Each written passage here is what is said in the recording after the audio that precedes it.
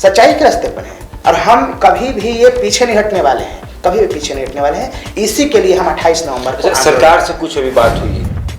कोई सरकार गलत निर्णय ले ले आम जनता के खिलाफ और आम जनता अपनी आवाज को न उठा के वो गलत रास्ते पर निकल जाए, असंवैधानिक रास्ते पर निकल जाए। हार मैंने कभी जीवन में नहीं हारा और हारने वाले को कभी मौका नहीं दिया जाता, हारने वाले को कभी मौका नहीं आता। बाबा साहब ने कहा था कि जिसने भी शिक्षा रूपी शेरनी के दूध को पिया है ना, वो हमेशा दहाड़ा है। नमस्कार, मेरा नाम शशांक पांडे और आप NBC 24 देख रहे हैं। STT मेरिटधारी अभ्यर्थी कुछ दिन से गायब थे, लगातार उनका खबर चल रहा था, लेकिन अभी कुछ दिनों से वो दिख नहीं रहे थे, मीडिया के कैमरों पर नजर नहीं आ रहे थे। ऐसा लग रहा था जैसे मानो उनकी जो आंदोलन है वो सफल हो गया, उनकी बातों को मान लिया गया। लेकिन अचानक से आज अनिल जी हमारे स्टूडियो में आए हैं अपनी बातों को रखने। स्वागत है। हाँ, सबसे नमस्कार। बहुत दिन से गायब हो गए। जी जी, धन्यवाद। और सबसे पहले NBC 24 को शशांक भाई आपको भी तहे दिल से शुक्रिया महोदय कि आपने मेरा मुद्दा उठाया और मुझे मौका दिया बोलने पर इस न्यूज़ चैनल में। जी, कहाँ गायब हो गए थे? कहीं नहीं गायब थे। एक्चुअली जो मीडिया कवरेज था उससे हट करके हम कई राजनेताओं से मिलना और मेरे अधिकारियों से मिलना भी हो रहा था और कोर्ट का केस में भी कोर्ट केस की ड्राफ्टिंग भी चल रही थी। तो चूंकि पहला केस का क्या हुआ? केस कर दिया और उसकी लिस्टिंग भी आ गई, मेरे नंबर भी आ गए हैं और उसको जल्दी मैं लिस्ट कराऊंगा और वो विद इन द मंथ मेरा सुनवाई हियरिंग हो जाएगा हाई कोर्ट में।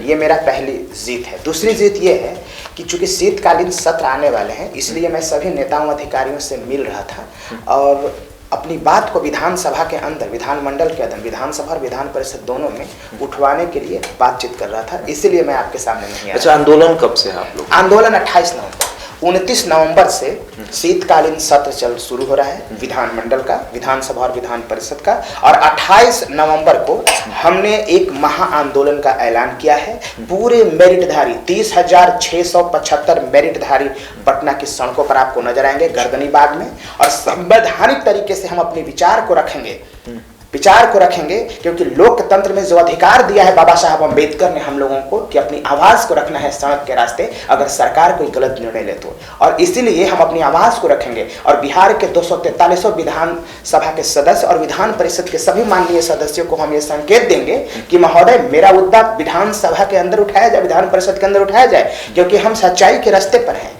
सच्चाई के रास्ते पर हैं और हम कभी भी ये पीछे नहीं हटने वाले हैं, कभी भी पीछे नहीं हटने वाले हैं। इसी के लिए हम 28 नवंबर को सरकार से कुछ अभी बात हुई है क्या? सरकार से सभी अधिकारियों से, सभी नेताओं से, चाहे भारतीय जनता पार्टी के शीर्ष नेतृत्व हो, चाहे जनता दल यूनाइटेड के शीर्ष नेतृत्व हो, चाहे राष्ट्रीय जनता दल के शीर्ष नेतृत्व हो, चाहे लोक जनशक्ति, चाहे आम आदमी पार्टी, सभी नेताओं से मैं लगातार मिल रहा हूँ। अभी कुछ दिन पहले, उस दिन आप लोग नहीं थे, भारतीय जनता पार्टी के कार्यालय में जो आयोजन किया गया था जिसमें माननीय श्री नित्यानंद राय जी गृह राज्य मंत्री आए हुए थे और माननीय श्री संजय जायसवाल जी थे और माननीय श्री मंगल पांडे जी से मैं वहां भी गया था अपने विचार को रखने। नित्यानंद राय जी तो कहे कि ऐसा कैसे हो जाएगा, वो भीड़ में मैंने अपनी बात को रखी जहां 5,000 की भीड़ थी, उन्होंने वो चौंक गए कि ऐसा तो कभी हो ही नहीं सकता कि विज्ञापन को एक सरकार पलट दे रिजल्ट के बाद। बोला कि ऐसा हुआ है, तो उन्होंने मेरा संज्ञान को लिया और कहा कि मैं आपसे उसी बीजेपी कार्यालय से आपको भगाया भी गया? हाँ, उसी बीजेपी कार्यालय से जो विधि मंत्री थे वो हमें एक माने गलत तरीके से उन्होंने हमारे साथ व्यवहार किया था और हमें वहां से भगाया नहीं। उन्होंने अब मेरी बात को नहीं सुना और हम तो वहीं पे सीना ठोक के बात किए थे और हम भागने वाले तो है नहीं शशांक भाई। लोकतंत्र में जो बाबा साहब ने अधिकार दिया है उस अधिकार को लेकर के हम भागने वाले नहीं, हम कायर और गद्दार। ये आंदोलन करते हैं, क्या लगता है असर क्या रहेगा? एकदम असर होगा। आंदोलन लोकतंत्र का स्तंभ है, अधिकार दिया गया है, इसलिए बाबा साहब ने इसका विधान बनाया था कि अगर मान लिया कि कोई सरकार गलत निर्णय ले ले, कोई सरकार गलत निर्णय ले ले आम जनता के खिलाफ और आम जनता अपनी आवाज को न उठा के वो गलत रास्ते पर निकल जाए, असंवैधानिक रास्ते पर निकल जाए, तो आंदोलन से जीत हो जाएगी। तो सुनिए, मेरी बात को सुनिए। तो कहा गया था, बाबा साहब ने सोचा था कि आप अपनी आवाज को एक तरीके से, संवैधानिक तरीके से उठाइए, जनता की अदालत में लोग देखेंगे, न्यायालय देखेगी, ये जनता देखेगी, ये दुनिया देखेगी, और फिर जब सब लोग देखेगा, किसी की बुद्धि की बात नहीं है जो संविधान से अलग हट के काम कर दे। कोई कितना भी ताकतवर इंसान हो, कोई अलग नहीं काम कर सकता, ये मैं आपको दावे के साथ कह रहा हूं। और अभी सबसे बड़ा उदाहरण कृषि कानून है। केंद्र की सरकार की जो हठधर्मिता थी ध्वस्त हो गया। ध्वस्त हो गया। इसलिए मैं 30,675 विद्वान अभ्यर्थियों को आपके चैनल के जरिए मैं कहना चाहता हूं कि मेरे साथियों, किसान बिल जिस तरह से वापस हुआ है, इस मेरे विचार का समर्थन है कि मैंने कहा था कि सरकार पीछे हटेगी, सरकार की ऐसी की तैसी कर देंगे, वो सरकार नहीं कैसे हटेगी, अरे जान की बाजी लगा देंगे और ना हटेगी सरकार, सरकार हटेगी। और सरकार हटी। जब मोदी जी की सरकार पीछे हट सकती है तो बिहार की सरकार कौन है? वो पूर्ण बहुमत की सरकार है, फुल मेजोरिटी है ना। जब फुल मेजोरिटी की सरकार पीछे हट सकती है तो इस सरकार को हम बकस रहे हैं। कुछ पीछे हटना पड़ेगा शशांक भाई, पीछे हटना पड़ेगा, क्योंकि संवैधानिक तरीके से हम लड़ाई को लड़ रहे हैं। और मेरे साथियों, आप समझना, जो लोग इस बात का समर्थन करते थे कि सरकार लिए हुए निर्णय से पीछे नहीं हट सकती, वो बीमार मानसिकता वाले लोग को सीधे नकारना है, उनके विचार को नकारना है और इस विचार का समर्थन करना है कि सरकार के द्वारा लिए गए निर्णय वापस लिए जाते हैं। और इसका मैं तो लगभग 3 महीने से मैं इसी बात को तो चिल्ला करके पटना की सड़कों पर कह रहा था, लेकिन कई लोग दिग्भ्रमित कर रहे थे कि सरकार पीछे नहीं हट सकती। सरकार पीछे हट सकती है और हटेगी विज्ञापन के मसले पे। हमने कह दिया है कि अगर हार और विज्ञापन में चुनना होगा और मौत को चुन लेंगे, लेकिन कभी हार को नहीं चुनेंगे, ये बात आप तय कर लीजिएगा। और मैं 28 नवंबर को जब मैं आंदोलन करूंगा पटना के गर्दनी बाग में, उसी दिन ऐलान कर देंगे, उसी दिन एप्लीकेशन मेरा 10 गो एप्लीकेशन 10 जगह रजिस्ट्री करूंगा और कहूंगा कि अगर आप न्याय नहीं कर सकते तो कम से कम मुझे इच्छा मृत्यु तो दे दो, आत्मदाह का परमिशन तो दे दो। उसी दिन आत्मदाह लगेगा और हम सभी बिहार के सम्मानित और माननीय विधायकों को और विधान परिषद को सदस्यों को हम ये संदेश देंगे कि महोदय, अगर आप हमारे लिए अच्छा निर्णय नहीं ले सकते, अगर आप बाबा साहब के विचारों पर नहीं चल सकते, अगर आप बापू के विचारों पर नहीं चल सकते, आप अगर हमारे लिए अच्छा नहीं सोच सकते, हमारे लिए एक इंसाफ की बात नहीं कर सकते, तो कम से कम मृत्यु की बात तो कर दो। उस विधानसभा की आप बात कर रहे हैं जिस विधानसभा में विधायकों की भी पिटाई हो जाती है, और आप तो आम जनता है। नहीं, जनता मालिक है। हम लोग जनता है ना, जनता सरकार बनाते ना है, तो हम जनता जो सरकार को बनाता है वो है आम जनता, और हम सरकार से बड़े हैं। हम पहले भी कहें, आज भी कहेंगे, आगे भी सरकार से बड़ा होता है जनता। अरे जो बनाने वाला होता है, आपको भगवान ने बनाया, भगवान आपसे बड़ा होंगे, आप कितना भी बड़ा हो जाइए भगवान आपसे बड़े होंगे। इसी तरह से आम जनता सरकार से बड़ी होती है।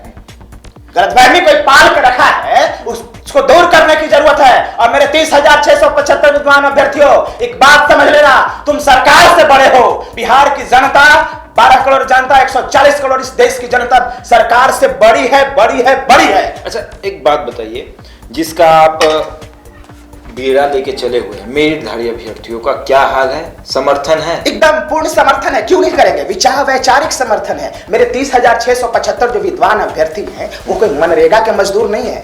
तथ्यात्मक बात करता हूं मैं क्या कहता हूं, साथ में है, एकदम साथ, अभी भी साथ, पूर्ण समर्थन है, हमेशा रहेंगे, एकदम समर्थन वो रहेंगे, कोई विकल्प नहीं है। मेरे साथियों, एक बात समझ लेना, अनिल के साथ अगर रहोगे तो जीत के साथ तेरी विदाई होगी। अगर अनिल का साथ दोगे तो नौकरी के साथ तेरी विदाई होगी। अगर अनिल का साथ दोगे तो विज्ञापन के साथ तेरी विदाई होगी। इस बात को तय कर लेना। अब तय आपको करना है, आपको क्या चाहिए। अगर जीत चाहिए तो मेरा समर्थन करो, एक मुश्त समर्थन करो, और फिर देखो तुम्हारे लिए जान की बाजी लगा दूंगा, कभी कभी हार स्वीकार नहीं करूंगा। ये बात समझ लेना मेरे साथियों, ये बात समझ लेना। हार मैंने कभी जीवन में नहीं हारा, और हारने वाले को कभी मौका नहीं दिया जाता।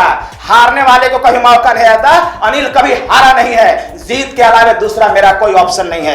हम जीत के अलावा कुछ सोचते नहीं है। विज्ञापन, जिस विज्ञापन के आधार पर सरकार ने फॉर्म भरवाया था, जिस विज्ञापन के आधार पर हमने फॉर्म भरा, जिस विज्ञापन के आधार पर हमने नौकरी पैसा छोड़ के तैयारी की, जिस विज्ञापन के आधार पर हमने जिंदगी दांव पे लगा करके, मेरी जिंदगी की कीमत पता है? एक ह्यूमन ऑर्गन की कीमत 400 करोड़ रुपए। कितना? 400 करोड़ रुपए। हमने इसको दाव पे लगा करके कोरोना काल में महोदय, जब 1 लाख केसेस प्रतिदिन आ रहे थे, तब हमने 400 किलोमीटर जाकर परीक्षा दी। जिंदगी दाव पे लगा करके न दिया।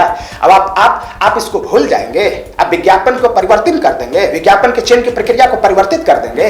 असंवैधानिक। आजकल मुखिया का चुनाव हो रहा है, जो सबसे अधिक मत लाता है मुखिया बन जाता है। अगर निर्वाचन आयोग अचानक चेंज कर दे कि नहीं भाई अब मैट्रिक इंटर के मार्क्स पे होगा, जो सब जीत जाए, वो जीतने के बाद तो असंवैधानिक ना।